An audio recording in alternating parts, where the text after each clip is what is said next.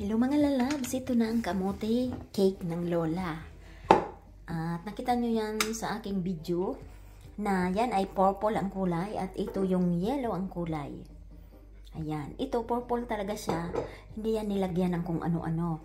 Yan ang aking kamote cake in the pan, hindi na kailangan i-oven.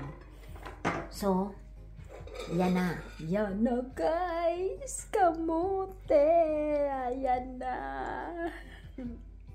Meron siyang mga maliliit na grapes. Ayan. Dry grapes. So, ayan na siya. Sa pan lang siya pig-bake. 3 minutes each.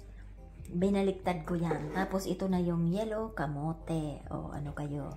So, tara, let's eat guys. Kamote. So, kamote cake, sweet potato cake ng Lola in the pan. So, thanks for watching guys. Ayan na ang kamote ng Lola nyo. OMG, kamote yan guys. Kamote, sweet potato cake. Ayan, bye. Thanks for watching. I love you more. Follow me more. Kamote cake, sweet potato cake. Bye guys. Thanks for watching. Ayan na ang sweet potato cakes ng Lola nyo.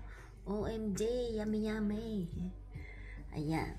Binaliktad ko yan. Every baliktad is 3 minutes. Baliktad din sa 3 minutes. So, meron niyang raisin. So, thanks for watching guys. I love you all. Bye.